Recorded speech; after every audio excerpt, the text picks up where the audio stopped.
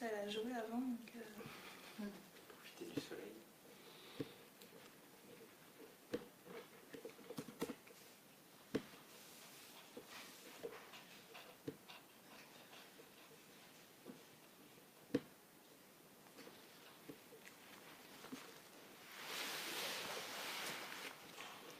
Bonjour aux toutes premières personnes qui nous rejoignent. On va comme d'habitude attendre d'être un tout petit peu plus nombreux pour commencer ce live. Restez avec nous, on arrive tout de suite.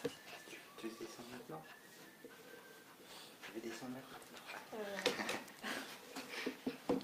Du saut de jambes. Alors, bonjour aux 38 premières personnes qui nous rejoignent sur Facebook ainsi que sur Instagram. Je suis Elisa Gorins, journaliste pour WAMIS, et je me trouve en compagnie du docteur Stéphane Tardif, vétérinaire comportementaliste. Bonjour tout le monde. Comme d'habitude, le docteur Tardif est avec nous pour répondre à toutes vos questions. Donc allez-y, posez-les dans les commentaires juste en dessous de la vidéo. On les sélectionnera et le docteur Tardif répondra à un maximum de questions pendant une demi-heure. Surtout, restez avec nous jusqu'à la fin, même si le docteur Tardif a déjà répondu à vos questions. Pourquoi ? Parce qu'on va organiser un petit jeu concours à la clé, une WAMIS Box pour votre animal. Donc surtout, restez avec nous. On vous posera une question à la fin de ce live. Et les personnes qui auront, enfin une personne parmi les personnes qui auront correctement répondu remportera cette WAMIS Box. Alors, on va tout de suite commencer. Vous allez bien, docteur Tardif? Ça va? Ça fait longtemps qu'on ne s'est pas vu.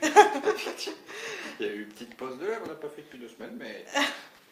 En tout cas, même quand il n'y a pas de Facebook Live, sachez que le docteur Tardif répond à toutes vos questions dans la rubrique questions-réponses de WAMIS, donc n'hésitez pas à les poser là-bas aussi.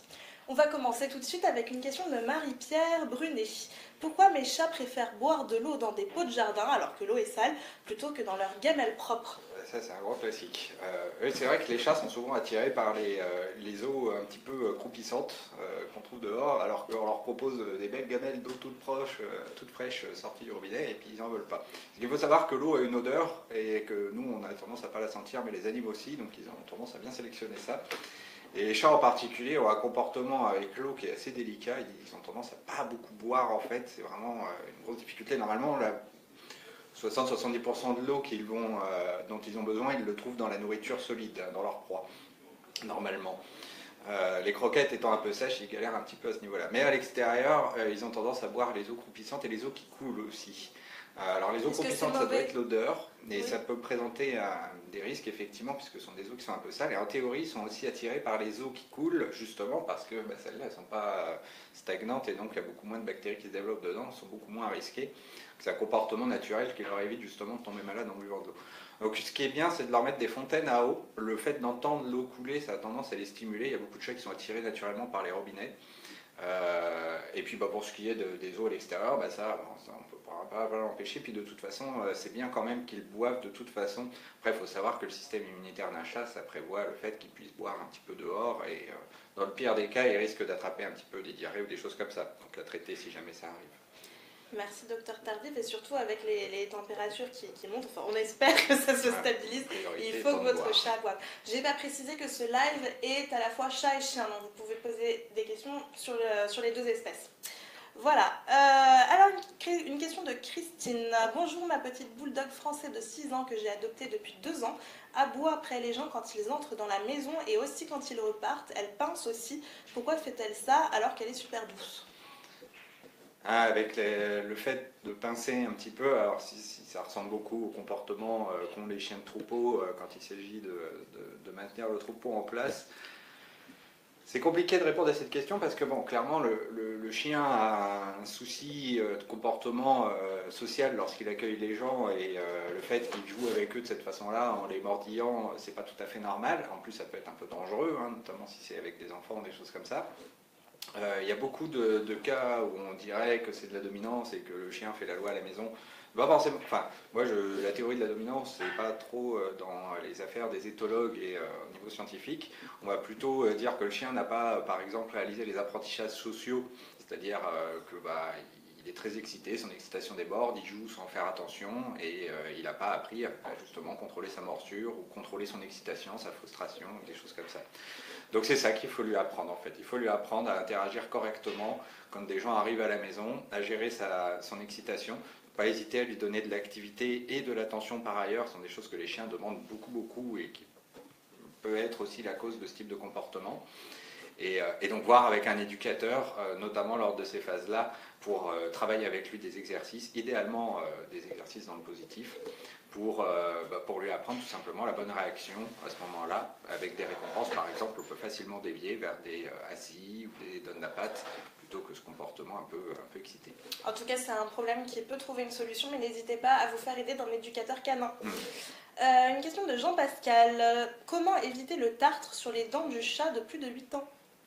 Alors c'est valable pour tout âge d'ailleurs, mais c'est vrai que ça a tendance à arriver plus chez les vieux animaux. D'une manière générale, on évite le tartre en leur donnant un aliment un peu solide, plutôt éviter les nourritures humides. Alors il y a des avantages et des inconvénients dans l'humide et le solide. En général, je recommande l'humide pour le chat, pour justement l'eau dont on parlait il y a un instant, mais c'est pas bon pour leurs dents, effectivement. L'avantage des croquettes, c'est que tant que c'est un peu dur, le fait qu'ils croquent les croquettes, ça permet de nettoyer, racler un petit peu les dents et évite le dépôt du tartre. Il existe aussi des dentifrices et des brosses à dents, mais alors autant vous dire qu'accéder à la gueule d'un chat, je pense que l'opération va être beaucoup plus complexe. Autant pour les chiens c'est jouable, autant pour les chats, il n'y a pas grand chose à faire à ce niveau-là. Et après, en dernier recours, il existe les détartrages qui peut être nécessaire de faire de temps en temps, voire très régulièrement, donc une fois par an parfois. Ça dépend aussi des animaux, hein, comme chez nous, il y en a qui s'entartrent plus vite que d'autres. Donc pour ça, un bon moyen de mesurer ça, c'est de voir la laine du chat, de voir aussi l'état de ses gencives. Alors ça, un vétérinaire pourra vous aider là-dessus, mais en voyant quand elles sont un peu inflammées, ça permet de savoir que les dents ont besoin d'être traitées. Et aussi quand il mange, si on voit votre chat, alors je vais mimer le chat, attention, qui fait comme ça des petits mouvements de bouche parce qu'il a du mal en fait à mâcher sans avoir mal à ses gencives et à ses dents, ça peut être aussi un bon moment pour aller faire des soins dentaires. Merci Docteur Tardif. Une question de Josiane. Sa femelle Silky de 3 ans monte mon autre femelle de 1 an et demi. Que faire pour que cela cesse? Alors elle ne précise pas si c'est des chats ou des chiens. Je pense que c'est des chiens. C'est des chats qui montent de chat, de la chaleur en général on ne se pose pas de questions. Et oui effectivement, alors déjà le comportement de chevauchement, hein, on constate donc là que c'est une femelle qui le fait sur un chien, que c'est pas forcément effectivement l'apanage des mâles sur les autres. C'est un comportement issu à la base d'un comportement sexuel comme la reproduction alcoolique, mais après c'est utilisé dans la communication chez les chiens, en l'occurrence ici, avant c'était pareil associé à la dominance, mais non, ce n'est qu'un comportement de communication qui en général d'ailleurs effectivement permet de maintenir la cohésion sociale et hiérarchique dans le groupe, mais c'est pas forcément que le chien vous domine, ça peut aussi exprimer par exemple de la frustration sexuelle, justement ça arrive de temps en temps, il y a des chiens qui se masturbent de cette façon. Donc voilà, à traiter en fonction de la cause, mais si jamais votre chien chevauche trop souvent, que ce soit des humains ou des chiens, il ne faut pas hésiter à voir ça aussi avec un comportementaliste, donc ça dépend de la cause. Pareil, des exercices de déviation dans le renforcement positif vont être un bon moyen de faire en sorte qu'il fasse plus ce comportement-là au moment où il en a envie, qu'il dévie sur autre chose. Et pas hésiter aussi à lui fournir et les apprentissages sociaux et l'activité dont il a besoin pour limiter ce genre d'interaction un peu exagérée. D'ailleurs, Josiane, je vous invite à aller voir un article sur WAMIS qui a été écrit par 2 éducatrices canines de nature de chien. Le nom de l'article, c'est Mon chien chevauche des autres chiens, que faire? Quelque chose comme ça. Vous le retrouverez facilement sur WAMIS et elles expliquent très bien ce que vous pouvez mettre en place. Une question de Magali. J'ai 2 chiennes croisées Labrador, une croisée Braque et l'autre croisée Berger Blanc Suisse. Ma croisée Labrador grogne souvent après ma croisée Berger Suisse. Pourquoi? Ça, c'est difficile à dire aussi, parce que il peut y avoir plein de raisons en fait. Déjà, le simple fait que de temps en temps, ils régulent leur relation au travers de ce mode de communication. Ce qui est important dans ce type de relation, c'est que les chiens n'entrent pas en conflit physique tant que ça n'en reste que des grognements et que c'est compris par l'autre. Dans ce cas-là, le plus souvent, le mieux, c'est de ne pas intervenir et de laisser les choses se faire tout seul.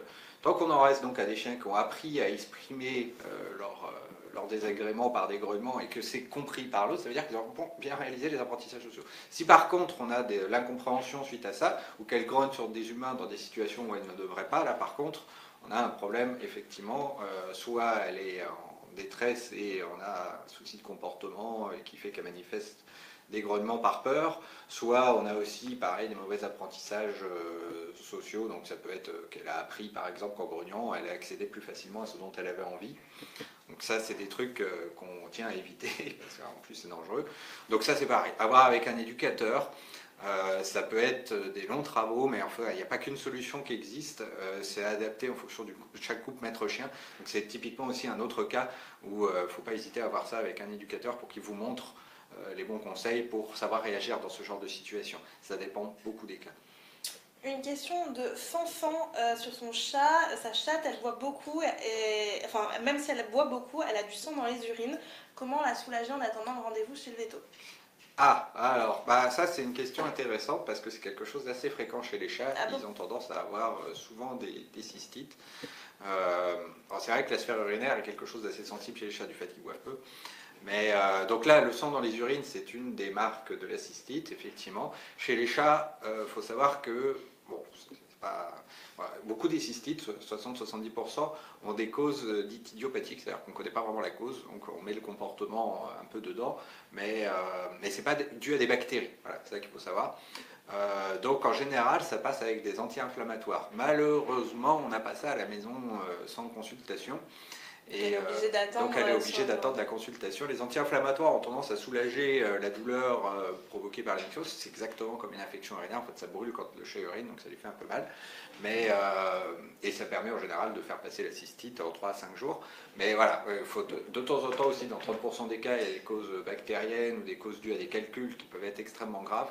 Donc dans tous les cas, de toute façon, il faut aller voir le vétérinaire pour vérifier que ce ne soit pas l'une de ces causes-là, que ce soit bien une cystite idiopathique et éventuellement après mettre les anti-inflammatoires. On peut rajouter des antibiotiques par couverture si on veut, tous les vétos ne le font pas. C'est vrai que dans une politique d'antibiorésistance, je ne le fais pas toujours. Donc des antidouleurs, après du spasfon aussi ça pourrait se donner, mais sur prescription vétérinaire, parce que les doses c'est pas les mêmes qu'en humaine. Ces choses-là pourraient aider, mais voilà, non, le mieux c'est d'attendre la consultation et d'y aller le plus rapidement possible de toute façon, parce que ça peut être un motif d'urgence si le chat est bouché. Donc n'attendez pas trop, quitte à changer de vétérinaire si vous n'avez pas de rendez-vous avant plusieurs jours. Sur une cystite, il doit vous voir dans les 24-48 heures grand max, hein, c'est clair. Une question de Sandy. Sandy, elle a un chat qui s'appelle Golden. On lui dit bonjour, donc salut. Il ne fait que miauler, son Golden. En pleine nuit, il se pense tout seul et il miaule d'une façon bizarre. La journée, c'est quasiment non-stop également. Pourtant, il a des câlins, il a des croquettes, il a de l'eau, il vit avec 2 autres chats qui ne sortent pas. Comment le faire moins miauler? Ça, c'est une question qui va vous plaire, docteur Tardif, j'en suis sûre. Et oui, et puis elle est assez récurrente celle-là, pourquoi pour chaque cause, on l'a pratiquement toutes les semaines. Mais c'est normal. Alors j'aime bien parce que dans la question, en fait, elle dit il pense qu'il est tout seul. J'adore cette remarque parce que alors là, par contre, bah oui, c'est le cas. Le chat est tout seul dans sa tête. C'est pas un animal qui est empathique, qui est plutôt indépendant. Donc socialement parlant, en fait, il ne fait pas attention à ce qui se passe autour de lui. Et lui, si jamais il a une envie en plein milieu de la nuit, il va le manifester, quitte à réveiller tout le monde. Il se soucie pas de savoir si jamais les autres ils dorment ou qu'ils ont faim ou qu'ils sont malheureux ou quoi que ce soit. Le problème en plus, c'est que le chat a une activité qui diurne et nocturne. Il a tendance aussi à avoir de l'activité la nuit notamment. Donc du coup, ça lui prend en plein milieu de la nuit à faire son tour pour aller manger, pour aller faire son petit caca et son quart d'heure folie. Et si jamais vous avez un chat bavard, il va en profiter pour donner de la voix au passage. Donc la solution à ça, c'est de donner suffisamment d'activité au chat la nuit pour pas qu'il vienne s'occuper de vous. C'est pas toujours évident avec des chats sociaux, hein. J'en ai un à la maison qui vient me réveiller assez régulièrement. Donc malheureusement, la solution que je prescris souvent et qui reste un peu la seule à notre disposition, c'est de s'isoler du chat en fait. Et quand je dis s'isoler, fermer la porte, ça suffit pas parce qu'il va miauler 3 quarts d'heure devant et gratter. Hein. Donc alors s'isoler suffisamment pour qu'il ne sache pas que vous soyez derrière et que vous puissiez tranquillement dormir malgré éventuellement le carnage qu'il fera. Parce que malheureusement, ça par contre ne peut pas empêcher un chat d'avoir de l'activité la nuit. Ça reste dans son comportement naturel. Et il faut au contraire lui fournir l'activité la nuit pour pas qu'il vienne nous déranger. Donc par exemple en lui laissant à manger déjà. En général, souvent on vous réclame à manger. Et en lui laissant aussi éventuellement des jouets ou un accès externe. Une question qui est liée un petit peu, c'est celle de Manon. Depuis la stérilisation de ma chatte, elle n'arrête pas de miauler comme si elle avait ses chaleurs. Une idée de ce qu'elle veut? De l'attention, mais après, alors qu'il ne faut pas se focaliser en tête avec l'idée que votre chat vous réclame quelque chose en particulier. Quand le chat miaule comme ça, c'est souvent une interaction positive qu'il a avec vous. Et le simple fait d'interagir avec vous lui fait plaisir. Il ne réclame pas quelque chose en particulier, simplement qu'il est présent à vos côtés et qu'il manifeste son contentement avec l'espoir que vous lui répondiez. Et d'ailleurs, si vous répondez à votre chat dans ces moments-là, on a tendance à bien renforcer le miaulement du chat. C'est-à-dire que le chat n'est pas socialement attaché à nous comme le chien, il a tendance à être indépendant, mais après il a quand même un petit côté social qui est très opportuniste, mais si jamais on nourrit ce côté social, il va avoir tendance à se développer.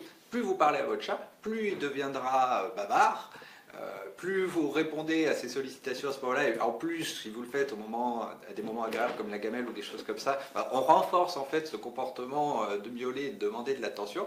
Donc ça devient des chats très sociaux, quoi.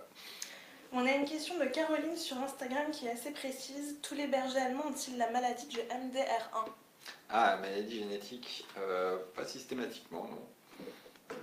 C'est une sensibilité médicamenteuse. Ah oui, voilà, antiparasitaire. Et d'ailleurs, c'est plutôt l'apanage des... attendez que je ne dise pas de bêtises, c'est des bergers australiens ou les border. Il ne faut pas que je dise de bêtises, donc je ne vais pas le dire.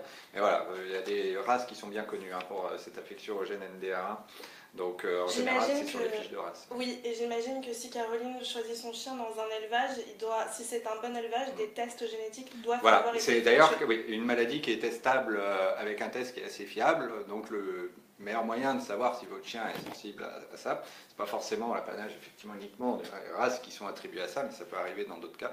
Donc n'hésitez pas à faire le test de dépistage avec votre veto. Oui, ou l'éleveur doit le faire sur les parents surtout, avant de... Voilà. Surtout sur les races qui sont sensibles, hein. Ça pour le coup c'est bien suivi justement. Une question de Laurette qui possède 2 chihuahuas. L'une d'entre elles me fait un pipi toutes les nuits sur le tapis et les couvertures. L'autre fait sur le tapis d'éducation. Je n'arrive pas à savoir laquelle. Chien, chien, des chihuahuas. Mettez une caméra, c'est le meilleur moyen de savoir, je m'excuse, je réponds. Oui. Pour savoir laquelle des deux fait, mettez une caméra et puis surtout, sortez-les dans la rue pour qu'elles arrêtent de faire à la maison, tout simplement. Apprenez-leur les besoins à l'extérieur. Bah, bien cette réponse. En fait, oui, c'est ça l'idée. Hein. De toute façon, moi, j'aime pas l'idée des tapis pour apprendre aux chiens à uriner qu'on propose souvent au début, parce qu'en fait, à ce moment-là, on met dans la tête aux chiens la possibilité d'uriner à l'intérieur comme étant quelque chose de bien. Je préfère leur apprendre dès le départ. À l'intérieur, on va éviter de les récompenser ou de leur donner cette possibilité autant que possible. Et à l'extérieur, on renforce à fond avec des récompenses, quitte à paraître ridicule au moment où il fait ses besoins. Et il va vite faire la dichotomie entre l'intérieur et l'extérieur. Alors que c'est sûr que... la différence entre un tapis... pour apprendre à faire pipi et un tapis normal, c'est pas forcément évident. Ah oui, alors pardon, oui, en plus, là, oui, je suis parti du principe que c'était la laise qu'on met classiquement, mais ça peut être le tapis à l'entrée de la maison. Je crois que c'est la laise. Mais la différence pour un chien entre la laise et le tapis...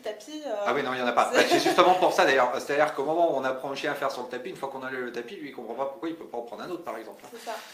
Donc, Aurélia, j'ai un chat de 6 mois, je voulais savoir si c'était normal qu'elle tète encore nos mains. Ah oui, ça c'est un réflexe de bébé, effectivement, mais c'est la même chose que le pétrissage. En fait, quand le chat pétrit, très fréquemment, vous avez un réflexe de Pavlov pur qui y est associé, à savoir qu'il bave, parce que le premier plaisir du chat dans sa vie étant le fait de téter à la mamelle, et c'est associé deux comportements réflexes. Le premier, c'est quand on stimule les babines du chaton, ça provoque immédiatement la tétée. Et le deuxième, c'est que dès qu'il commence à téter, il se met à pétrir justement pour pousser le lait dans la mamelle et pouvoir en boire. Donc quand il est content, le chat fréquemment reproduit ces comportements-là un peu par réflexe. Il se met à baver, on a du pétrissage, et si jamais vous le stimulez là un peu, c'est encore plus vrai avec les jeunes chats, il va un petit peu téter ou mordiller aussi. Alors à voir aussi avec les comportements sexuels où le chat, quand on le caresse beaucoup et qu'il est dans le plaisir et même un peu l'excitation, se met parfois à mordiller, voire à mordre vraiment. Ça peut être aussi un petit peu lié à ça, parce que dans le comportement sexuel du chat, effectivement, il y a des moments où le mâle mordille un peu le cou de la femelle. Donc à voir un peu entre les deux, mais là si c'est vraiment tété, là pour le coup c'est du réflexe de bébé qu'il a conservé un petit peu. Et puis c'est un signe de bien-être. Ah bah oui, complètement, il le manifeste comme le ronronnement et comme quand il bave à ce moment-là avec le pétrissage, il manifeste dans les moments où il se sent bien et il se rappelle un petit peu cette sensation première sensation agréable de sa vie. Une question de Gaël. Nous avons un bulldog français de 5 ans que nous avons récupéré quand il avait 1 an et demi. Il a tendance à faire pipi sur son tapis très régulièrement, nous ne savons plus quoi faire. Ah bah de la même façon, lui il vise un tapis, donc il a appris une forme de propreté. Il ne fait pas partout de la maison, il vise qu'un tapis. Bon. C'est de l'éducation à la propreté. Donc, il faut déjà éliminer des causes potentielles de problèmes de santé. Hein, Ça oui. Là, il vise un tapis, donc je ne pense pas que ce soit lié à une cystite, mais un animal malpropre. Et d'une manière générale, quand on traite en comportement, de toute façon, la première étape, c'est de voir s'il n'y a pas une cause santé derrière, une cause biologique, comme une douleur, une affection neurologique qui viendrait être la cause de ça. Il faudra penser, par exemple, dans ce cas-là, à de l'incontinence. Par exemple, si jamais sur son tapis de couchage, vous trouvez des traces d'urine, mais que vous ne le voyez jamais uriner, c'est peut-être pas qu'il urine dessus, mais qu'il a des fuites. Ça, c'est la première truc à vérifier. Ça, c'est clair. Ensuite, si jamais on exclut les causes biologiques, là, on va penser à un comportement, et là, en l'occurrence, comme disait Elisa tout à l'heure, c'est de l'éducation basique. Il faut lui apprendre à uriner dehors et le récompenser à l'extérieur pour qu'il l'apprenne bien à faire ses besoins dehors. Et dans le renforcement positif, ça marche bien et vous pouvez l'apprendre à un chien adulte sans aucun souci. Vous pouvez aussi enlever ce fameux tapis pour voir s'il fait au même endroit ou plus du tout, ou qu'il continue même sans le tapis ou avec un autre tapis. Vous faites des tests, vous voyez. Ça peut être un essai pour voir effectivement si le tapis est une marque et qu'il est bien conditionné dessus, parce que comme ça la solution effectivement peut consister à commencer par sortir le tapis à l'extérieur pour qu'il s'entraîne à le faire à l'extérieur et ensuite progressivement virer le tapis. Une question de Laura. Mon chien de 8 ans tente depuis quelques mois de contrôler son aîné âgé de 10 ans, surtout à la maison. Alors il passe devant quand ils doivent passer par des portes. Les gamelles, les jeux, etc. c'est pareil. Il tourne autour de lui, il grogne et ça peut dégénérer en bagarre. Comment agir entre eux? C'est des bergers australiens mâles castrés tous les deux. Là c'est plus compliqué parce que là on a le comportement qu'on avait tout à l'heure sur les humains, mais sauf qu'il là il focalise sur son congénère dans la famille. Et donc là on a, comment on dit déjà, du harcèlement, du harcèlement canin. Le berger australien, c'est un chien qui a besoin d'énormément d'activités, et entre autres ce genre d'activités, à savoir manager un petit peu des groupes, ça c'est un truc qu'ils font très naturellement. Donc c'est un peu la difficulté. Là, on a un chien qui est beaucoup plus actif que l'autre et qui manifeste son besoin d'activité sur l'autre de manière un peu oppressante. Donc, et en plus avec des grognements et donc potentiellement un risque de bagarre, on sent que l'autre effectivement doit être un peu à saturation. Donc là, ce qu'il faut voir, c'est déjà avec un comportementaliste, éventuellement, s'il n'y a pas un souci au niveau du budget activité de l'un des deux chiens, ou en tout cas celui qui a tendance à grogner. Et puis ensuite, voir entre les deux chiens, éventuellement, s'il n'y a pas des choses à leur apprendre, des apprentissages sociaux à voir avec eux ensemble, pour qu'ils gèrent mieux leur relation entre eux. Ça peut être délicat aussi, ça, comme souci, donc pas hésiter à vous faire accompagner. Là, je recommanderais même d'aller voir un comportementaliste vétérinaire pour bien chercher la cause des grognements chez l'autre chien, et notamment s'il n'y a pas un problème au niveau de son budget d'activité. Le berger australien, c'est un chien qui a vraiment beaucoup de besoins à ce niveau-là. Une question qui nous a été posée sur Instagram de My Little Beagle. Y a-t-il des vaccins obligatoires pour aller dans le sud de l'Europe? C'est la rage. Ouais, la rage alors est la rage obligatoire. pour voyager. Dès que vous quittez la France, la rage est obligatoire. Il peut y avoir d'autres vaccins, peut-être pas obligatoires, mais en tout cas recommandés. Il faut que vous vous renseigniez auprès de l'ambassade du pays dans lequel vous allez. Ce qui est important aussi, c'est de voir avec l'élevage ou le gardiennage. Là où vous voyagez directement, ils peuvent avoir des exigences vis-à-vis des chiens qui voyagent et exiger des vaccins en particulier. Après, sur les obligations légales, à part la rage. Oui, il faut que vous vous renseigniez auprès du pays où vous vous rendez. Une autre question sur Instagram d'Audrey. Mon chat crache sur mes invités et a mordu sa propriétaire. Elle a été opérée, mais reste agressive. Que faire? Il y a des chats qui restent agressifs toute la vie. Oui, et d'une manière générale, le chat n'est pas social, et en particulier vis-à-vis des étrangers. Donc le mieux, c'est de dire à vos invités de ne pas tenter d'aller voir votre chat. Vous avez un chat qui est socialement indépendant. Quitte à isoler le chat quand vous recevez des gens. C'est même fréquemment d'ailleurs ce qu'on recommande. Le mieux pour le chat, quand vous recevez des gens qu'il n'a jamais vus et qu'il n'a pas l'habitude de voir, c'est d'être tranquille dans son coin et isolé et de ne pas les voir. Donc, une petite question de Sonia qui a un Jack Russell, on lui dit bonjour. Il mange les crottes du chat dans la litière. Est-ce que c'est normal? Normal, en fait, ouais, c'est malheureusement normal, mais oui, c'est ça, vous ne mettez pas dans la peau du chien avec les 4 chats, c'est fantastique, vous ne vous rendez pas compte. Alors, le chien est un animal, au niveau du régime alimentaire, on dit qu'il est carnivore opportuniste. Ça signifie que s'il tombe à l'occasion aussi sur une charogne ou un truc qui va être appétissant, il ne va pas hésiter à le manger. Il n'est pas très difficile sur la qualité de l'aliment qu'il va manger, et notamment les excréments. Il faut savoir que les cacas des carnivores ce qui est le cas des chats, ce qui est également le cas des nôtres. Il ne faut pas présenter un caca humain à un chien, il ne faut pas aimer ce qu'il en fait. Sont très riches en résidus alimentaires, tout simplement. On ne digère pas tout, et il y en a une partie qui ressort dans les cacas, notamment les protéines ou des choses comme ça. Donc ça en fait une source alimentaire potentielle pour d'autres animaux. Et notamment, le chien a tendance à être un peu l'aspirateur dans les litières de chat. Ça arrive très fréquemment. Donc une solution pour ça, c'est de mettre une litière couverte ou d'apprendre au chien à éviter la litière. C'est possible d'apprendre ça au chien. Ça peut être compliqué des fois, mais c'est possible. Mais sinon, malheureusement, il n'y a pas grand-chose à faire. Les chiens sont naturellement attirés par ces odeurs. Ça nous dégoûte absolument, mais c'est la nature.